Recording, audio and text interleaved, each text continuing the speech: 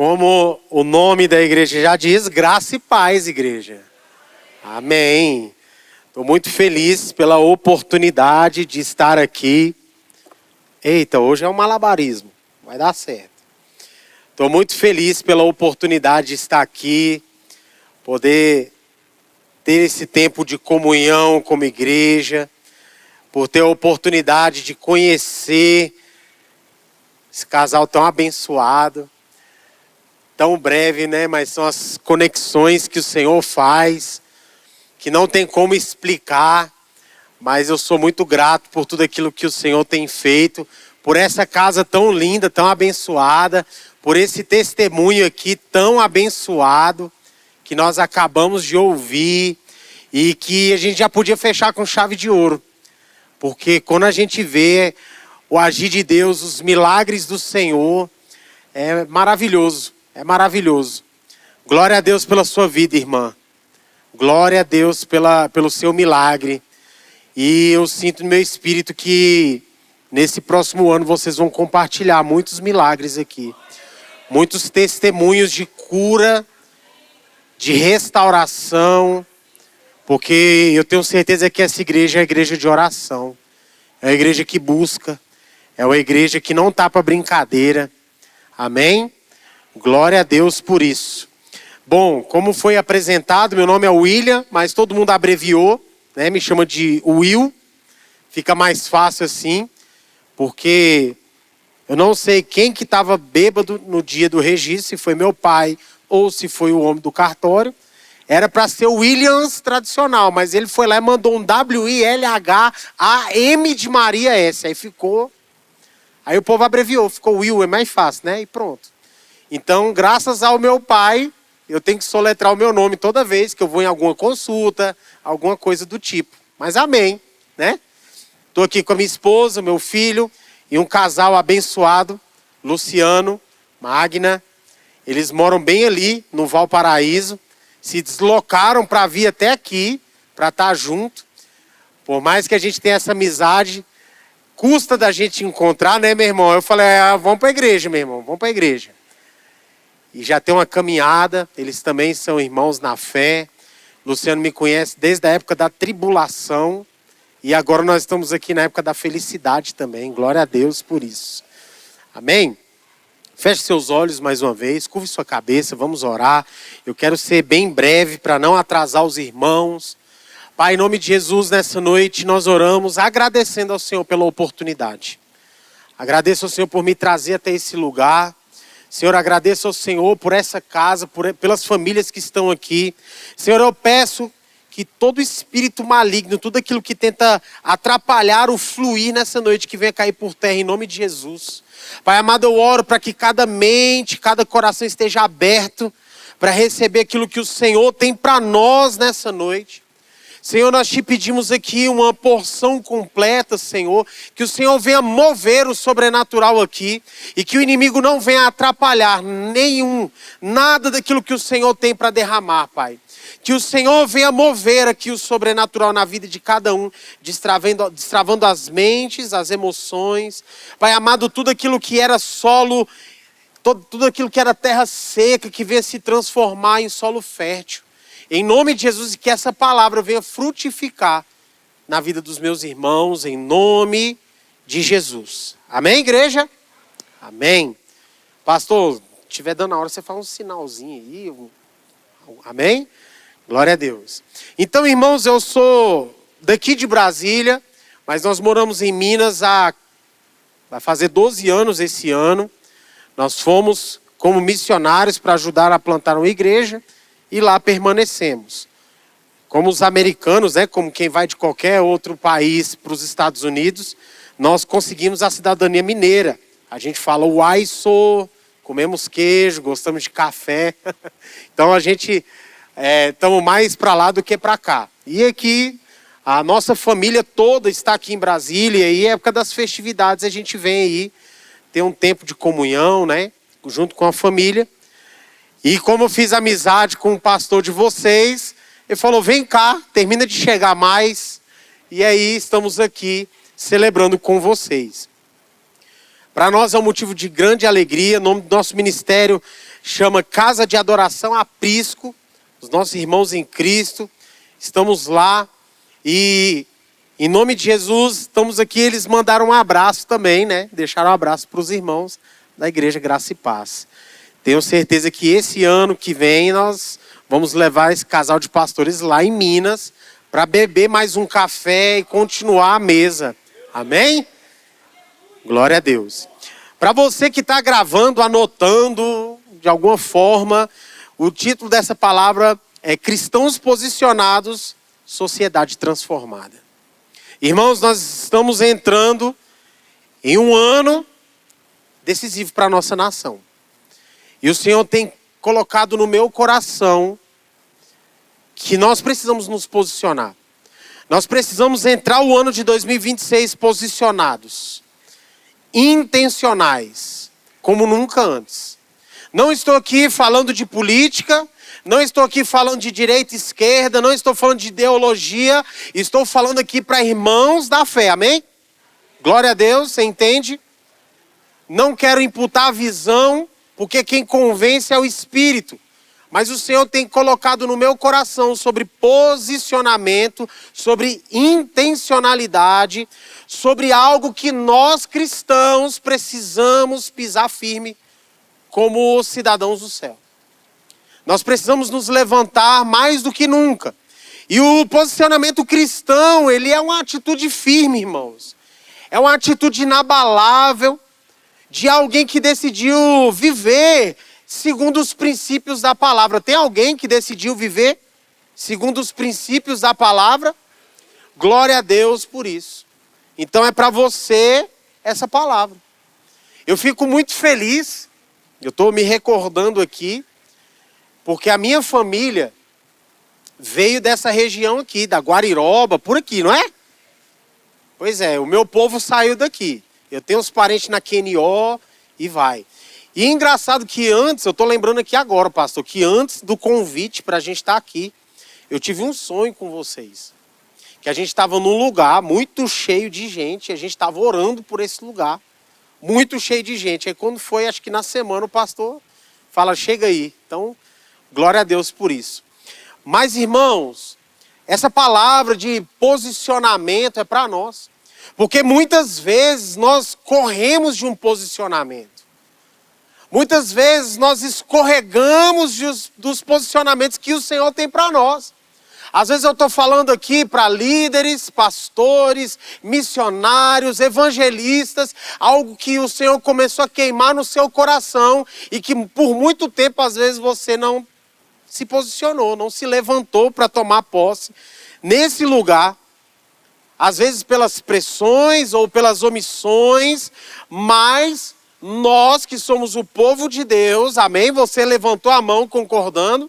Nós que somos o povo de Deus, nós não podemos nos moldar com as circunstâncias, nós não podemos nos moldar com as opiniões alheias, mas nós somos um povo guiado pelo Espírito Santo de Deus. Nós precisamos nos levantar, irmãos. Nós estamos aqui no último culto de 2025. E eu tenho certeza que você, assim como eu, chega fim de ano, você fica pensativo, você começa a refletir como que foi o seu ano. Às vezes você está terminando o ano satisfeito, ou às vezes você está terminando o ano frustrado, porque você colocou como meta e não atingiu. Mas saiba que você precisa entrar 2026 e permanecer. Porque a dificuldade dos cristãos, muitas vezes, não é em começar, mas é em permanecer. E o Senhor está chamando uma geração que permanece. O Senhor está chamando uma geração ousada, uma geração de oração, uma geração posicionada, que não vai entregar aquilo que o Senhor te deu na mão de outra pessoa. O Senhor está te chamando, igreja Graça e Paz, para levantar como voz nessa nação.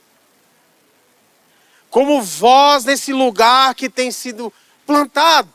como as outras nações, como nós vimos aqui no vídeo que passou, e aquilo que tem queimado no nosso coração, nós precisamos nos levantar e permanecer fiéis à palavra e à vontade do Senhor. Sabe, a pessoa que teve um encontro face a face com o Senhor, teve a sua vida transformada, irmão, automaticamente você abandona tudo aquilo que é natural, tudo aquilo que é terreno, todas as máscaras. Não é mais tempo para a igreja caminhar mascarada, irmãos. É tempo de ser intencional. O que o Senhor tem te chamado para fazer, irmãos? Eu não sei, eu não conheço você, estou conhecendo aqui alguns, né? Algumas pessoas estão aqui. Mas, irmão, você sabe o que o Senhor tem te chamado e aonde o Senhor tem te chamado para ser posicionado. O Senhor tem te chamado para uma obra grandiosa. Não sei se é nesse bairro, não sei se é em Brasília ou se é nas nações. Mas você precisa se levantar e ser intencional, porque muitas vezes, através do seu posicionamento, muitas e muitas outras vidas virão. A senhora falou sobre o testemunho, e como é bom a gente testemunhar, porque isso impacta. E como ela falou, existe alguém aqui também, e eu sinto no meu espírito que tem alguém que precisava ouvir esse testemunho aqui. Porque, amado, através do seu posicionamento, da sua fé, algo vai acontecer. Através do seu posicionamento, através de você, muitas outras vidas virão. Não sei se é familiar ou se é da sua bolha, do seu círculo. Mas se você nunca se levantar, irmão, saiba que existem pessoas esperando, existem pessoas ao seu redor que precisam ser alcançadas. No seu trabalho, na vizinhança, até mesmo dentro da sua casa. Mas nós precisamos nos levantar. O Senhor não te chamou para ser um covarde, mas o Senhor te chamou para ser ousado. O Senhor espera de nós que nós sejamos ousados nele. Que nós possamos viver um cristianismo puro e simples. Nós não precisamos inventar mais nada, irmão. Você sabia disso? Porque aquilo que o Senhor já escreveu, já colocou na sua palavra através de homens de Deus, o Senhor é o que é. Nós precisamos obedecer e permanecer fiéis. Você não precisa inventar algo novo para Deus, porque já está pronto, mas nós temos um caminho a seguir para transformar. Saiba, você é um agente de transformação de ambiente. Você sabia disso, irmão? Você foi criado para adorar o Senhor e você foi criado para carregar a glória de Deus. Agora reflita-se nesse ano de 2025. Você foi alguém que carregou a glória de Deus? Se você foi alguém que mudou o ambiente no seu trabalho, às vezes aquele clima pesado, será que você foi um agente de transformação? Ou você foi alguém que concordou, não, esse lugar é ruim, esse ambiente de trabalho é ruim. Concordo com isso. Não, amado, o nosso lugar não é esse. E por que eu falo de sociedade? Porque o papel da igreja é o lugar de transformação. E você é a igreja do Senhor.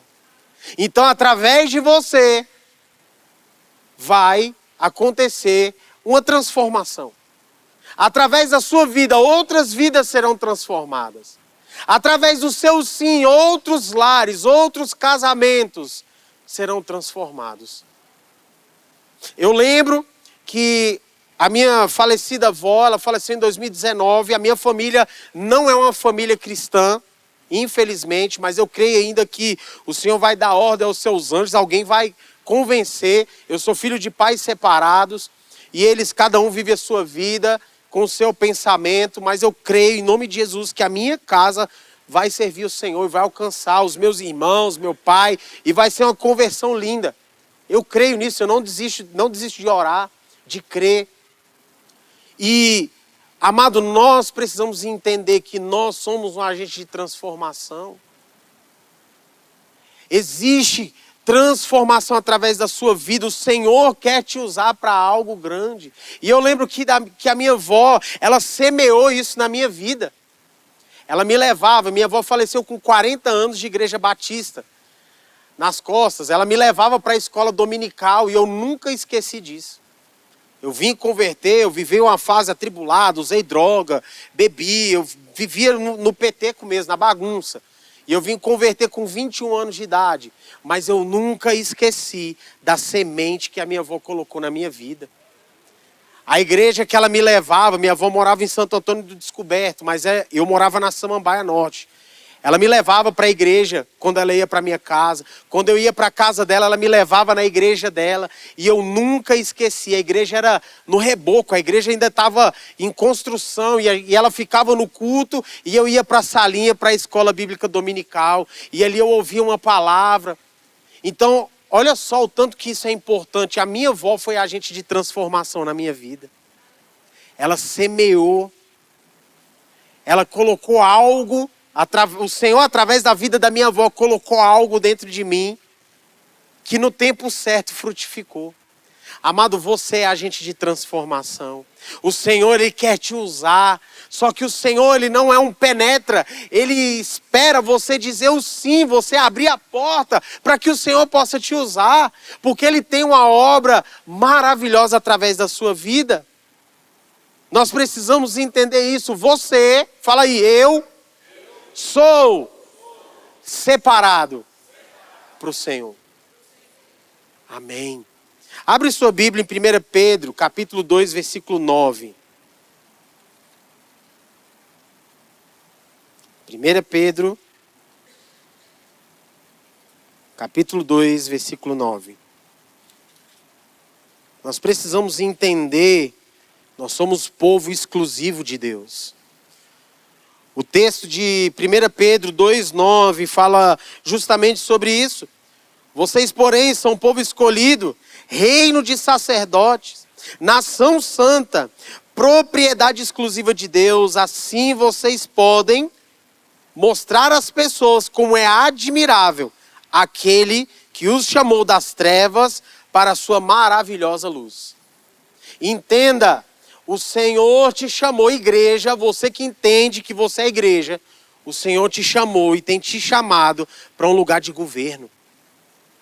As coisas vão mudar quando você entender que você não é cauda, você é cabeça. A igreja precisa se posicionar e entender e assumir um lugar de governo. Só que primeiro precisa acontecer algo conosco. E a palavra certa é metanoia. Romanos 12:2 fala sobre isso. Abre sua Bíblia e vamos ler junto. Romanos capítulo 12, versículo 2. Quem foi encontrando diz amém.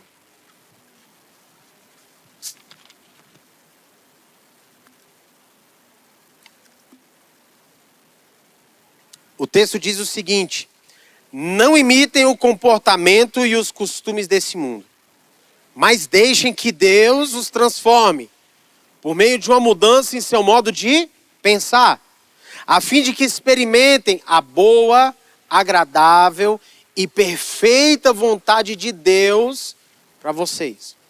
Nós só vamos nos levantar e nos posicionar quando a gente tiver essa transformação na nossa mente.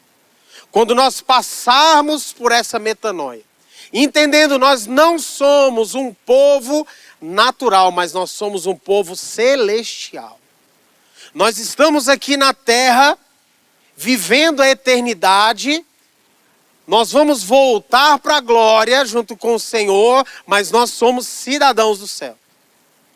Porque nós passamos por uma metanoia, a mudança no nosso pensar.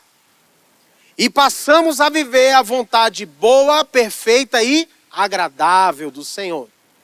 Então nós vamos nos posicionar quando nós entendermos, passarmos por essa mudança de mente, mudança de atitude. Muitas vezes nós olhamos para a situação do nosso país e concordamos. E está errado. Nós não podemos concordar, mas nos levantar como agente de transformação. inserindo a palavra, inserindo a verdade, dando testemunho. Só que, infelizmente, o que mais nós vemos são os cristãos dando mau testemunho. Nós precisamos nos posicionar. Nós precisamos de conserto. Nós precisamos de alinhamento. Amados, existe uma palavra sobre a nação brasileira de um grande avivamento. A nação brasileira, ela vai experimentar um grande avivamento. Só que o avivamento, ele vem seguido de quê? De arrependimento. Alinhamento do nosso coração com o coração de Cristo. E o que precisa para esse avivamento acontecer? Posicionamento. A igreja do Senhor precisa ser intencional em todas as áreas. A igreja do Senhor, muitas vezes, ela não é uma voz, ela é um eco. Nós precisamos nos levantar, amado. Eu não sei se eu estou falando para empresários, para concursados. Eu não sei como o Senhor te usa e aonde o Senhor te usa. Mas a partir de hoje o Senhor te chama para ser intencional naquilo que você faz. Pregue a palavra do Senhor. Deixe o Senhor te usar. Muitas vezes a gente para e pensa, assim como eu pensei, desde o dia que eu me converti. O pastor da igreja que eu frequentava falava, você vai ser pastor. Eu falava, nunca. Eu, pastor? E eu levei 10 anos. Até que essa palavra se cumpriu na minha vida. 10 anos. As pessoas oravam por mim, oravam pela minha esposa. Vocês vão ser pastores. E eu olhava e a gente olha para o natural, né? De onde eu vim, quem eu era. Mas o Senhor, Ele não trabalha com o natural. O Senhor se move no sobrenatural. E muitas vezes você pode estar olhando nesse olhar, na ótica humana. E o Senhor não trabalha no natural. Ele se move no sobrenatural. A nossa irmã, mais uma vez, deu um testemunho. Ela só pôde dar esse testemunho porque os olhos dela não estavam aqui. Os olhos dela estavam lá. E ela creu no milagre. E ela tomou posse. E ela vivenciou aqui, ó. Falando do milagre dela. Então, amado, você não pode ficar olhando baseado naquilo que está acontecendo aqui. Concordando com o que está acontecendo aqui. Mas crendo e levando e carregando a essência daquilo que o Senhor vai fazer na sua vida. Você é um agente de transformação. O Senhor não te tirou de uma vida de trevas. Eu não sei o seu testemunho, a sua história, para você ser apenas um religioso. O Senhor não te chamou somente para ocupar banco, sair bonito na foto da igreja. Mas o Senhor quer te usar para uma obra grandiosa, gloriosa nessa nação. Mas nós precisamos nos posicionar, nos levantar e falar, pastor, eis-me aqui. Eu não sei ainda, não descobri aonde o Senhor quer me usar, mas eis-me aqui, pastor. Me ajuda a me encontrar, a me achar no meio, mas eu não quero ficar parado, eu quero ser usado.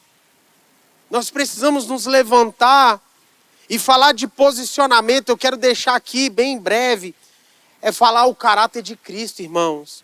Muitas vezes falta em nós, muitas vezes eu falo nós, cristãos, o caráter de Cristo, e por isso tantos cristãos não alinhados, tantos cristãos mornos, frios, cansados, encostados. Por quê? Porque nós não nos alinhamos com o Senhor. Nós precisamos de um alinhamento. Primeiro nós precisamos entender isso. Nós nascemos com um caráter corrompido. Desde Adão nós nascemos ali com a nossa natureza corrompida. Lá em Romanos 3:23 fala sobre isso. Pois todos pecaram e carecem da glória de Deus. Existem algumas vertentes teológicas que infelizmente não concordam com isso. Mas a palavra fala, o apóstolo fala através dessa palavra. Pois todos pecaram e não alcançaram o padrão da glória de Deus, ou carecem da glória de Deus. Nós precisamos do Senhor, irmão, em todo tempo, em todo momento, e tudo que nós formos fazer, nós precisamos do Senhor.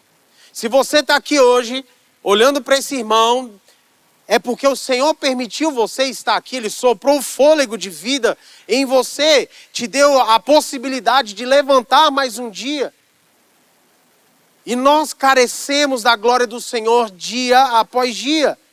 Então, tudo que nos separou desde Adão e nos deu essa natureza caída, mas não é para sempre, porque o Senhor se tornou o caminho para nos trazer de volta, reconciliados com Deus.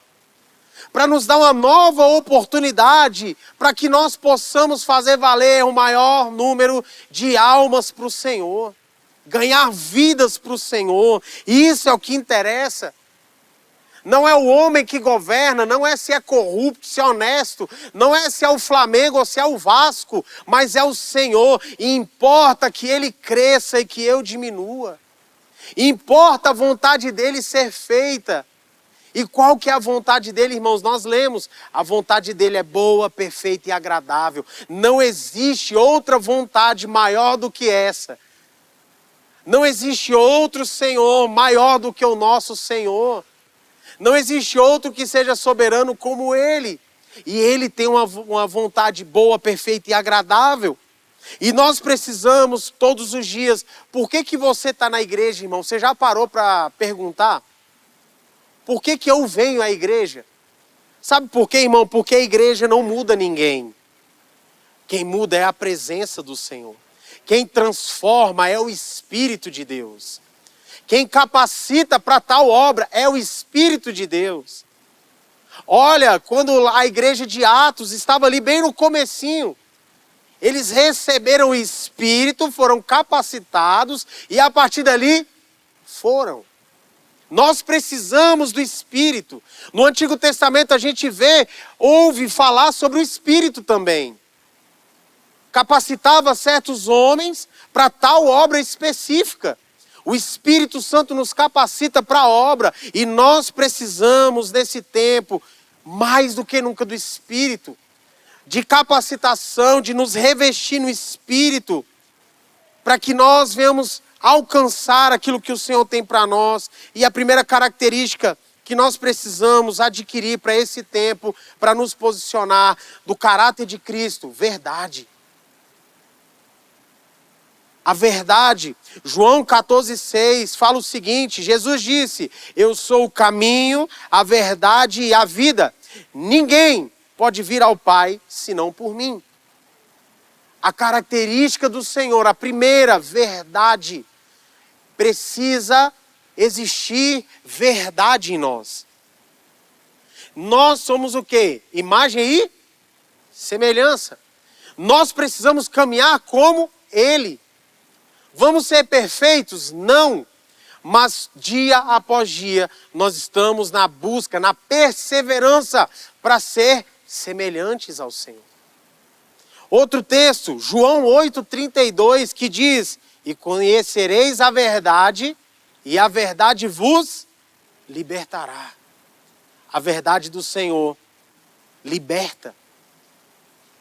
A palavra do Senhor liberta. A verdade no Senhor, a verdade no caráter do Senhor, e nós precisamos disso.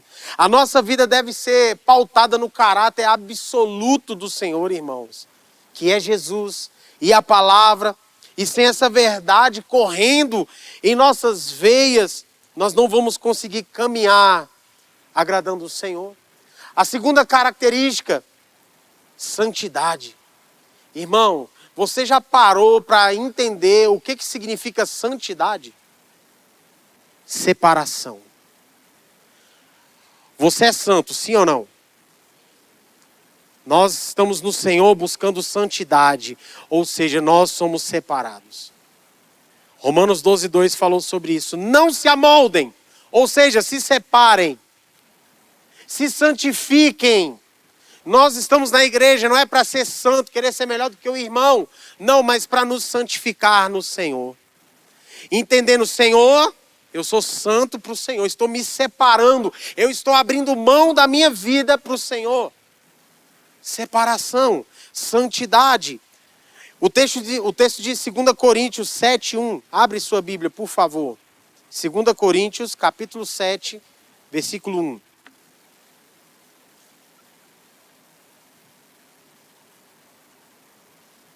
Depois eu quero ir em outro texto com vocês.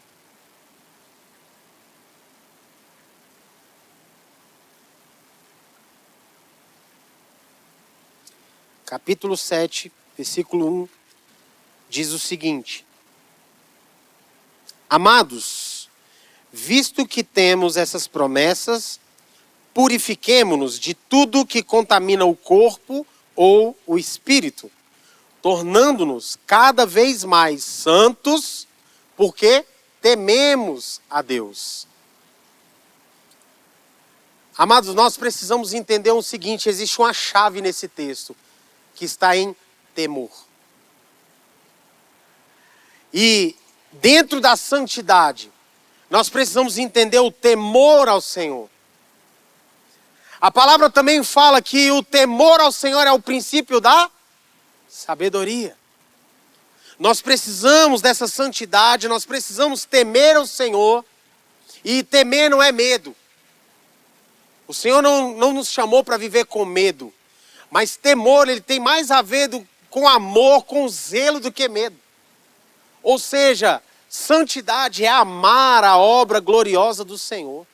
Santidade é amar a palavra de Deus. Santidade é amar o Senhor. Eu vivo em santidade não é porque eu tenho medo de ir para o inferno, mas é porque eu fiz uma aliança com o Senhor. Eu não vou trair a minha esposa porque eu tenho medo de ir para o inferno, não. É porque eu amo a minha esposa. Eu amo o Senhor. Eu tenho uma aliança com o Senhor. Eu tenho uma aliança com a minha esposa. Então nós precisamos entender sobre o caráter. Existe outro texto também, 1 Tessalonicenses 4:7, que fala: porque Deus não nos chamou para a imundícia, para a imoralidade, para o pecado, mas para a santificação. O Senhor te chamou para ser santo. O Senhor nos chamou para caminhar em santidade, em separação. Infelizmente, o povo brasileiro pegou o título de jeitinho brasileiro. Segunda-feira passada foi aniversário do meu filho mais novo, Gabriel. Fez 10 anos. Nós fomos, né? A nossa família tem uma tradição, comer pizza toda vez. Todo aniversário é pizza. É mais do que o bolo do aniversário, é pizza. Não sei por quê, mas ficou nessa. E aí nós fomos aonde? Uma pizzaria comemorar. E aí estava lotado. Final de ano, confraternização de empresa, né? Vários aniversários. E a fila, na hora de pagar, estava parecendo a fila da sopa. Estava dando volta. E aí eu vi que muitas pessoas estavam pegando o quê? As crianças de colo. As senhoras, mais de 60, para ir quê? Pagar e não pegar a fila. Jeitinho brasileiro. E muitas vezes nós fazemos isso. Tem um engarrafamento, não vou pegar não, vou pegar o acostamento. Vou sair lá na frente. Vou tentar tirar vantagem. Muitas vezes nós queremos fazer isso. Nós nos corrompemos. Queremos dar jeitinho para as coisas. Mas saiba que nós somos um povo santo.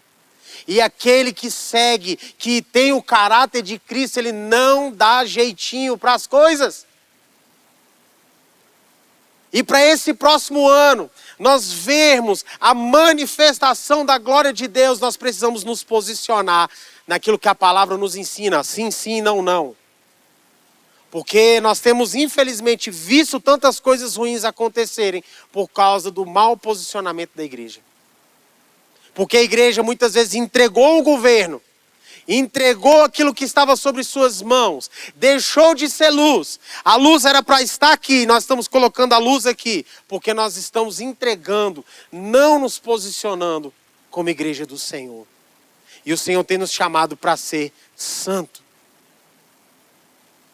Terceira característica, justiça. No Senhor há justiça. Repita comigo, justiça. Amém. Mas não é a sua justiça, irmão. Não é aquilo que está sobre as suas mãos, mas justiça de Deus. O nosso Senhor, Ele é justo, o nosso Senhor, Ele é fiel. Mas muitas vezes nós queremos agir e queremos que o Senhor faça justiça como nós faríamos.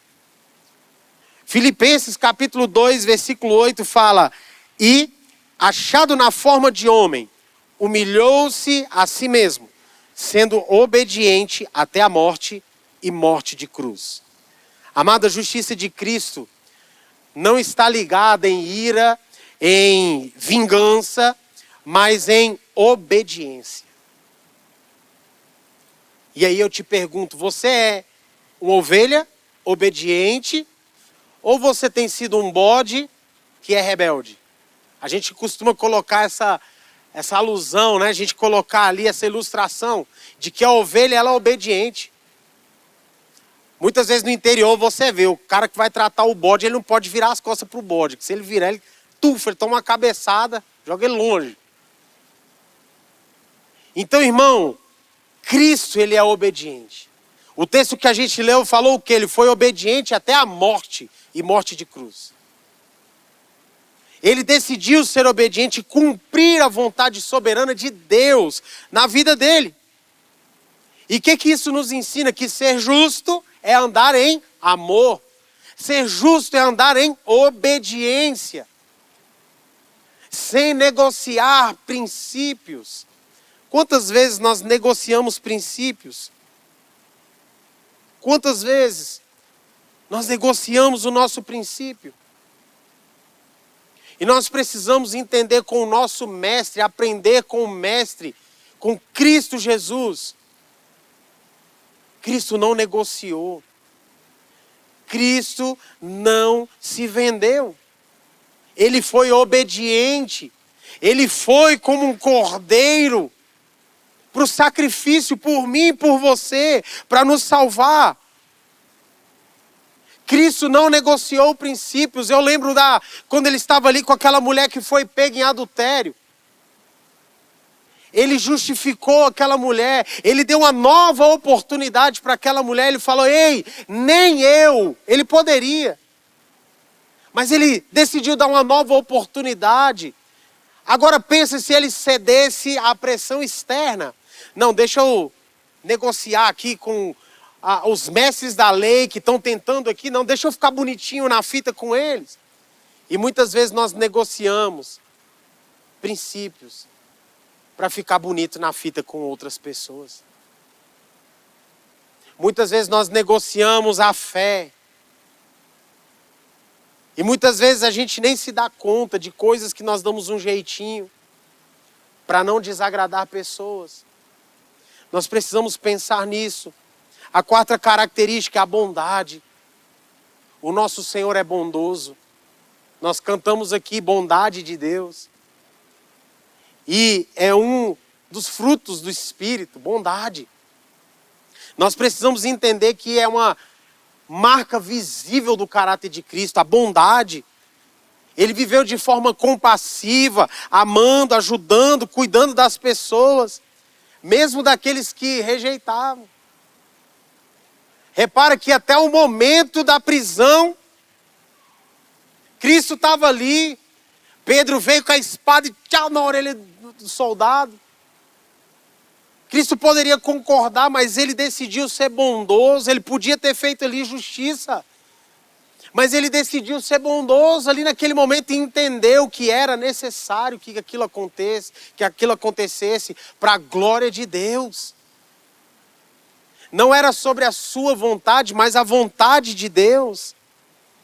A bondade é a essência de Deus, a bondade é o caráter de Deus. Não é um ato, mas é a essência do ser de Cristo. A expressão do amor de Cristo.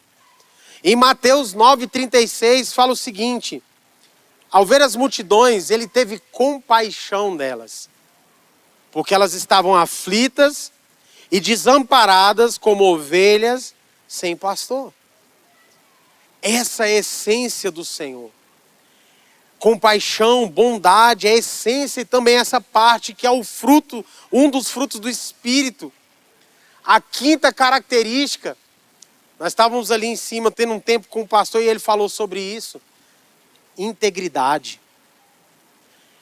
Em 2026, amado, o Senhor te chama para ser um cristão íntegro. Para não negociar com nada. Para que ninguém tenha nada para falar. Porque infelizmente o que mais nós vemos é cristão dando mau testemunho. Mas o Senhor tem te chamado para integridade. Repare para ver, irmão.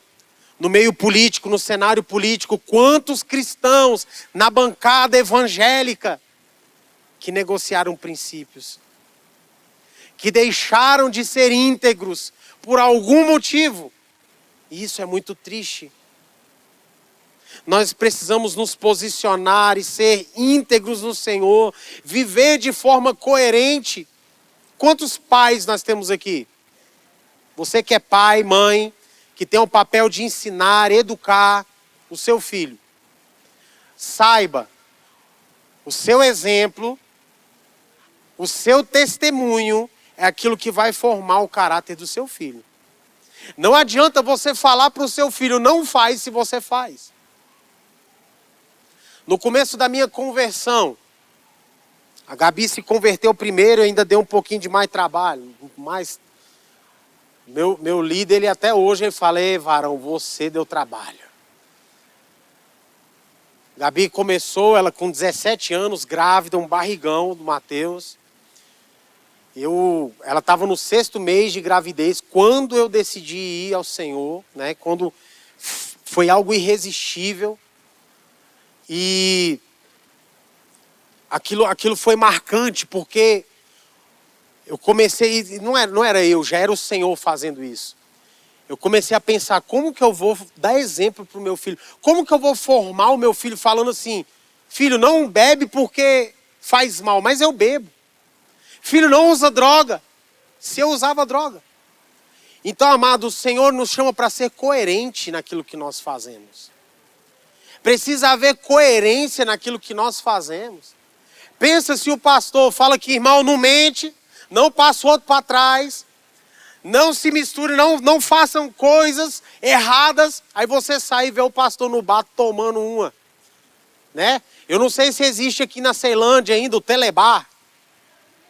Pensa, você sai do culto e o pastor está lá, ó. Que coerência teria nisso? Que exemplo você ia ter? Então nós precisamos entender que o caráter de Cristo, ele também nos chama para ser íntegros, posicionados, irrepreensíveis, sempre alinhado com a vontade do Senhor, irmão. Que não haja contradições em nós. Que não haja mentira em nós, mas que haja verdade. Que nós sejamos transparentes. Você não precisa provar nada para ninguém, mas você precisa ser íntegro para o Senhor, no Senhor. Porque através de você, irmão, muitas outras vidas virão. Através do seu testemunho. Não é sobre você pegar uma Bíblia e ler para alguém na rua e falar, se converte agora. Mas é naquilo que as pessoas veem em você. O que as pessoas têm visto em você? Qual é o seu testemunho nesse tempo? O que você tem feito? O que você tem carregado? Qual é a porção de Cristo na sua vida, irmão? É isso que vai dizer sobre a transformação de Deus na sua vida. Integridade. E o 6º caráter é fidelidade. Nós precisamos ser fiéis. Não somente fiéis nas entregas. Eu fico pensando como pastor de ministério. A fidelidade nas entregas, irmãos, ela é o final da sua fidelidade ao Senhor. Por que não é resto, pastor. Mas você vai concordar comigo. Se você for fiel na oração, se você for fiel à palavra do Senhor, se você for fiel em todas as áreas, a fidelidade na contribuição vai ser consequência. Porque isso já está em você. O Senhor tem nos chamado para caminhar em fidelidade, ser fiel ao Pai, ser fiel ao Senhor. Ser fiel quando não tem ninguém te vendo. pregar e estar nesse lugar de evidência, quando todos os outros homens e mulheres que passaram aqui, é muito fácil estar aqui em cima, mas sabe qual hora que nós somos provados? Na segunda-feira. Quando você volta para a vida normal. Quando a luz apaga, quando você precisa ir lá para fora. Lá que nós somos provados na fidelidade ao Senhor. Quando não tem ninguém te vendo, só o Senhor te vendo. Nós precisamos permanecer fiéis. No meio das tentações, no meio das lutas. Decidir permanecer fiel. Cristo decidiu permanecer fiel. Ele não negociou quando ele estava no monte, jejuando. Ele permaneceu fiel. Ele permaneceu fiel no Getsêmani. Ele sabia que aquilo era necessário acontecer para a glória de Deus. Ele permaneceu fiel. Amado, eu não sei qual que é a luta, qual que é a prova, qual é o deserto que você tem passado, mas permaneça fiel. Não desista, não olhe para trás, não desfaleça, continue. Porque é nesse lugar que você começa a ver milagre. É nesse lugar que você começa a ver as coisas acontecerem. Eu já estou partindo para o final. Eu, como pastor, até 2 meses atrás eu trabalhava. E o Senhor me chamou para ficar integral. A gente estava até testemunhando isso com o pastor lá em cima. Que muitas vezes isso é uma luta para nós, irmãos. Por quê? Muitas vezes orgulho mesmo. Ah, eu não quero depender de igreja. Eu não sei aqui em Brasília, mas acho que aqui não tem isso não, né, pastor? O pastor chega de Fusca, está em pecado. Chega de carrão, está roubando. Então você depender, você viver integral, tem dessas coisas da mente, da carne. Eu não quero depender, eu não quero. Então você reluta, você tem essas crises existenciais. E o Senhor, desde 2023, tem me chamado para esse lugar e tem estreitado. E há 2 meses atrás o Senhor me chamou, eu estava até numa posição boa. Eu sou da área de segurança do trabalho. E eu tinha recebido uma proposta para gerenciar, para administrar uma empresa voltado para medicina, engenharia de segurança do trabalho. Era algo que na minha trajetória, era algo que eu nunca tinha ainda trabalhado com gestão de empresas, de pessoas. E eu estava no ápice da minha carreira. E o Senhor falou comigo, não foi para isso que eu te chamei. E é muito bonito a gente falar que depende do Senhor, irmão. Mas o Senhor tem me chamado realmente para esse lugar de dependência. Então eu abri mão, eu entreguei a minha vida para o Senhor e hoje eu vivo totalmente na dependência do Senhor. A única renda que tinha lá em casa era do meu trabalho. A Gabi cuida das crianças ainda, né? Que é um trabalho que não tem horário de entrar e não tem horário de sair, né? O trabalho não acaba. Aí as esposas que cuidam do lar sabem muito bem disso. É um trabalho que é ingrato, que a hora que você está chegando no final, o começo já está sujo de novo. E então a única renda da casa era a minha. E o Senhor me pediu o meu trabalho, para que eu ficasse integral na obra do Senhor, na cidade que nós estamos. E isso é um sinal de fidelidade, porque eu sei que o Senhor não vai deixar faltar nada. Mas eu te pergunto nessa noite, você tem sido fiel ao Senhor naquilo que Ele tem te pedido? Você tem vivido fiel ao Senhor? Às vezes o Senhor não vai te pedir o seu trabalho, mas o que o Senhor tem te pedido nesse tempo? Às vezes o Senhor tem te chamado para caminhar o quilômetro extra na sua vida. Às vezes você está fazendo o trabalho bonitinho, lê a Bíblia, ora, jejua. Mas o Senhor está pedindo para nós ir além. Se o Senhor te pedir, você vai ser fiel e vai fazer? Será que você vai permanecer fiel se o Senhor falar um não para você?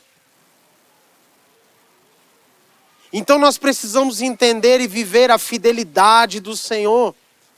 Sabe, porque quando, amado, você permanece totalmente fiel ao Senhor, não importa a nossa vontade, mas a nossa lealdade ao propósito do Senhor para a nossa vida. Não importa, não é mais sobre nós, é sobre o Senhor. É sobre a vontade do Senhor em nós. Não queira ser o governo na sua vida, deixe que o Senhor governe a sua vida. Não queira ir até onde o seu braço alcança, porque é muito curto. Mas aonde o Senhor quer te levar, nem você imaginou isso. Eu nunca imaginei sair de Brasília para estar em Minas Gerais. Eu nunca imaginei sair de perto da minha família. A minha esposa muito menos. Mas nós decidimos ser fiéis ao Senhor.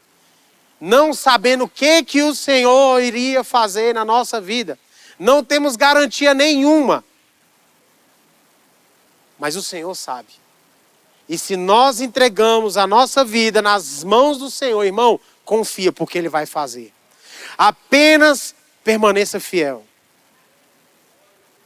Tem uma canção, não sei se o original é do PC Baruch, mas a versão que eu ouvi, ele canta, ele fala, é meu, como é que é? Todo o trabalho, o seu trabalho é descansar em mim. Acho que é isso. Estou cantando desafinado aqui, gente. Não grava não. Joga fora. Então o Senhor está te chamando para depender, irmão. O resto é com Ele. Não tenha medo. Muitas vezes nós temos medo de entregar a nossa vida para o Senhor. Por quê? Porque às vezes você teve problema de paternidade. Se você não se resolver aqui, ó, na terra, você não vai conhecer, você não vai conseguir se relacionar aqui, aceitar a paternidade do Senhor. Então nós precisamos confiar em Deus. Nós precisamos nos jogar no Senhor. E a última característica é o serviço. O Senhor nos ensinou. Abre sua Bíblia em Marcos 10, 45.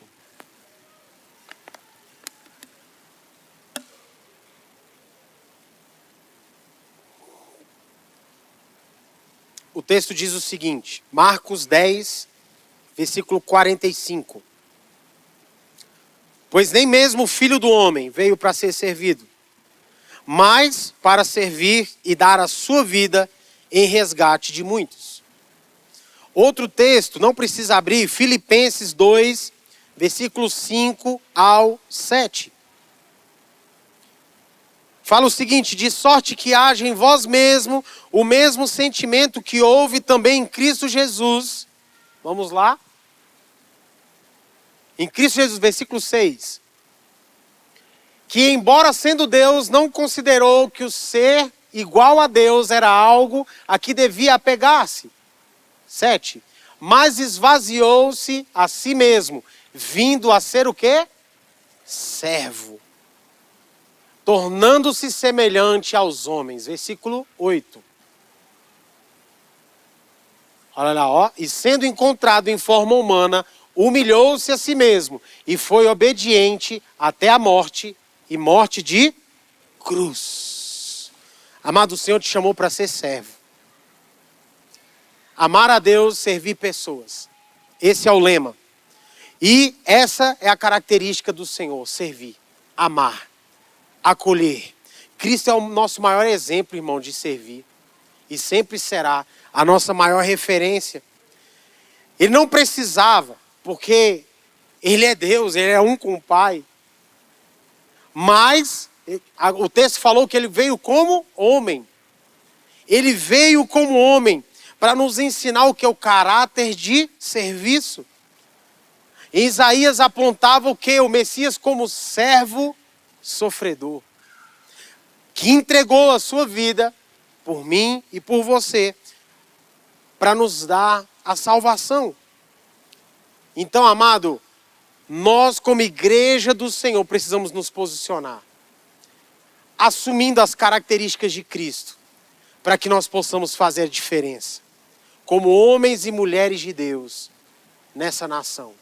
O Senhor está nos levantando nesse tempo para ser uma voz, não somente um eco, não somente um barulho, não algo momentâneo, mas o Senhor tem chamado a igreja dele para fazer algo para a eternidade, para construir algo eterno. Mediante as características, mediante o caráter do Senhor. Mulheres, você precisa se posicionar como serva, como auxiliadora, sabe? Não deixando o espírito de manipulação te carregar para um lugar sombrio, mas sendo auxiliadora, sendo geradora, sendo intercessora. Jovens, o Senhor também tem te chamado, porque o que nós escutamos hoje dos jovens, essa geração não tem mais jeito. Esses jovens não sabem nada, o que mais nós escutamos, e nós como igreja do Senhor não podemos concordar com isso. Nós precisamos investir nos jovens. Nós precisamos investir nos nossos filhos. Nós precisamos orar pelos nossos filhos. Nós precisamos levar essa juventude aos pés da cruz. Nós precisamos ser exemplo para os nossos jovens, para que eles possam ser uma voz. Olha quantos, o índice de jovens com ansiedade, com depressão, com síndromes, com diagnósticos. Até quando nós vamos aceitar isso, igreja? Nós não podemos concordar com isso, mas nós precisamos nos levantar como uma voz para essa nação. Existem lugares que o Senhor te chamou para ocupar, que eu não vou conseguir, mas você está nesse lugar para ser uma voz, para alcançar vidas, para transformar vidas. A nação brasileira, irmão, ela está em guerra. Mas a nossa guerra não é uma guerra contra carne e sangue, mas contra principado e potestade. E a igreja do Senhor precisa se levantar nesse momento. Não uma luta carnal, mas uma luta espiritual. Uma luta de jejum e oração. Uma luta para que todo o domínio das trevas venha cair por terra. E somente cristão posicionado, somente alinhado com o Senhor, que nós vamos conseguir vencer no Senhor.